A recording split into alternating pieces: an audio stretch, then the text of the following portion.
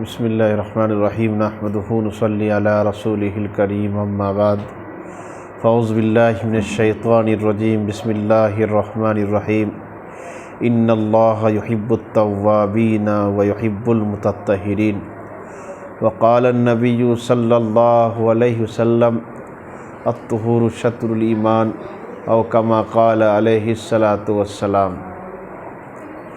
اللہ رب العزت نے اپنی مقدس کتاب قرآن مجید کے اندر ارشاد فرمایا کہ میں توابین کو، توبہ کرنے والے کو اور پاک صاف رہنے والوں کو پسند کرتا ہوں۔ مذہب اسلام میں جو حکم آیا ہے صفائی ستھرائی کا، اور کسی مذہب میں اس کی نظیر نہیں ملتی ہے، اس کی مثال نہیں مل پاتی ہے۔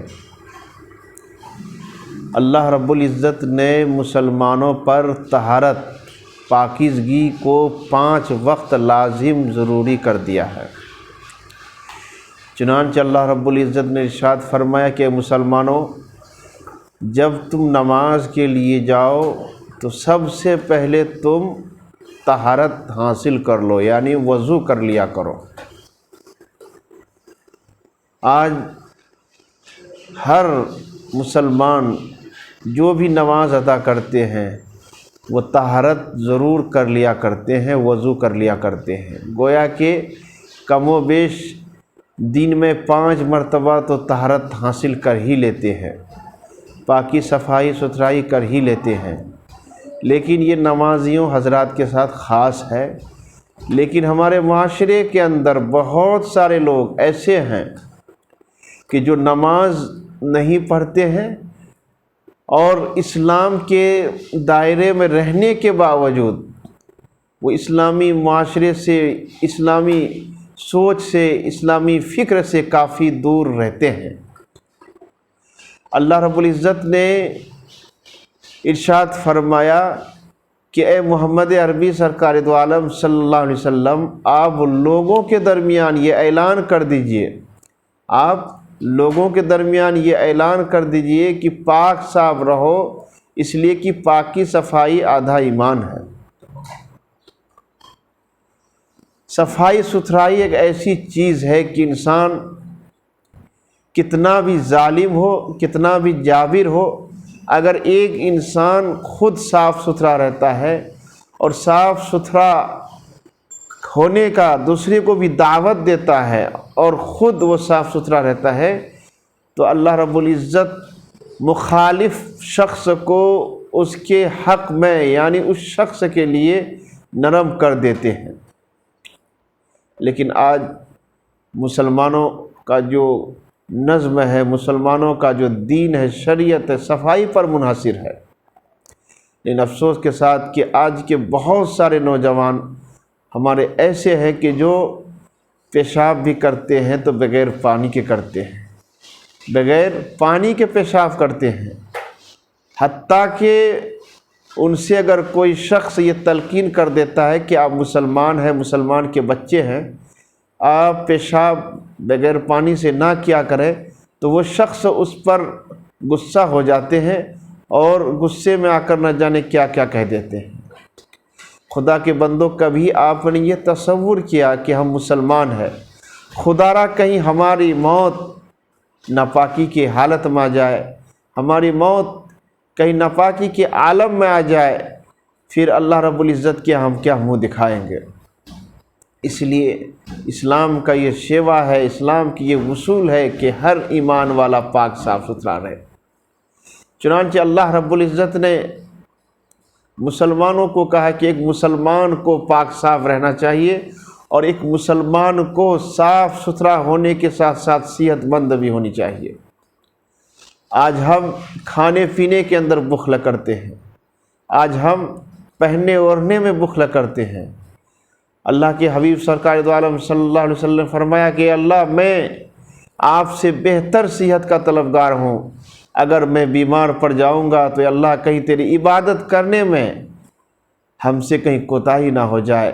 لیکن حضور علیہ الصلاۃ والسلام کا تو ہر شعبہ، ہر آن، ہر لمحہ میرے دوستو عبادت ہی میں رہتے تھے، لیکن پھر بھی حضور علیہ الصلوۃ والسلام اللہ رب العزت سے صحت والی دعائیں مانگا کرتے تھے۔ آج مسلمان بخل کرتے ہیں، آج پیسوں کو کوچ کے رکھتے ہیں، پیسوں کو بینکوں کے اندر رکھتے ہیں، سود بڑھاتے ہیں اور اس کو جو ہے کاروبار میں لگا کر اپنے کاروبار کو آگے بڑھاتے ہیں، لیکن کھانے پینے میں بہت ہی پیچھے۔ اس لیے مسلمان کے لیے ضروری ہے کہ صفائی ستھرائی کے ساتھ ساتھ کھانے پینے میں صحیح طریقے سے دھیان دیں۔ یہاں تک حدیث کے اندر آتا ہے کہ ایک صحت مند مومن جتنا دین کا کام کر سکتا ہے ایک کمزور مومن نہیں کر سکتا ہے۔ کیا وجہ ہے؟ حدیث کے اندر اللہ کے رسول صلی اللہ علیہ وسلم نے ارشاد فرمایا کہ جب کوئی نوجوان شخص عبادت کرتا ہے تو ان کا عبادت کا ایک سجدہ، ان کی نماز کی ایک سجدے اور باقی بڑھاپے کے عالم کے 70 سجدے سے بھی افضل ہے۔ کیوں؟ اس لیے کہ جب انسان بوڑھا ہو جاتا ہے تو ان کے جسم کے اندر سارے غلط خیالات و افکار ختم ہو جاتا، خود بخود نرم پڑ جاتا ہے، اور جب کوئی آدمی جوان ہوتا ہے، مضبوط ہوتا ہے، اس کے دلوں کے اندر سارے افکار و خیالات بھی جوان ہوتے ہیں۔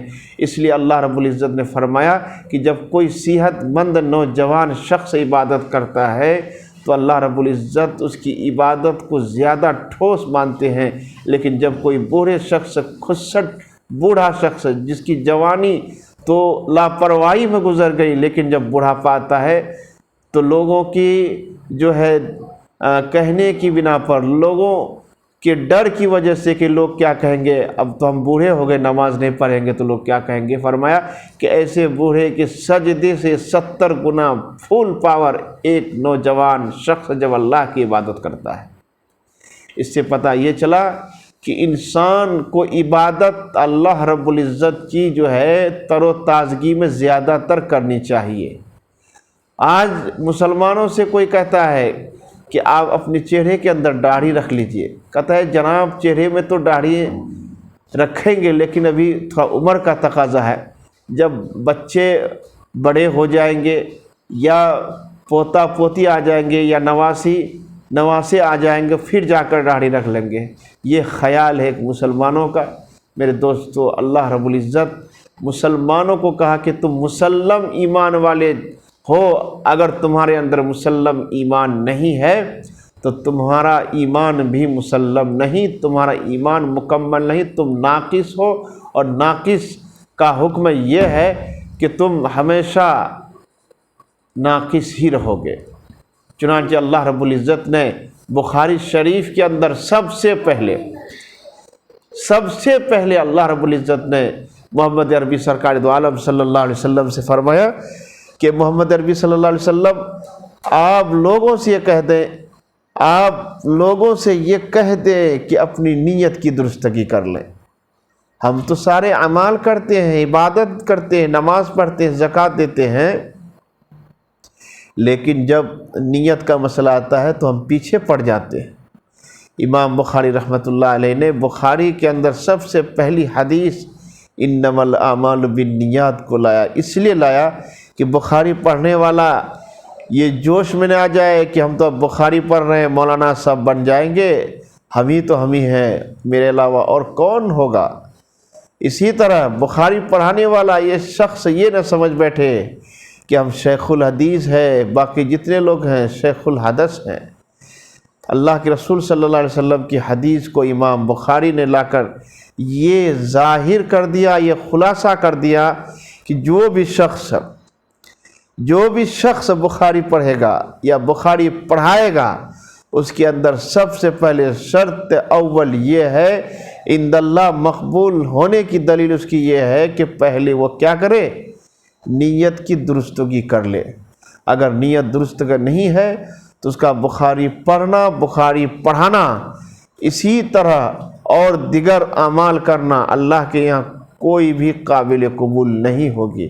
اس لیے میرے دوستو، ہم مسلمان ہیں، مسلمانوں کو چاہیے کہ صفائی ستھرائی کا مکمل خیال دھیان رکھیں۔ اللہ کے رسول صلی اللہ علیہ وسلم نے ارشاد فرمایا کہ الطہور شطر الایمان، پاکی صفائی آدھا ایمان ہے۔ اللہ رب العزت ہمیں بھی پاک صاف رہنے کی توفیق عطا فرمائے۔ السلام علیکم ورحمۃ اللہ۔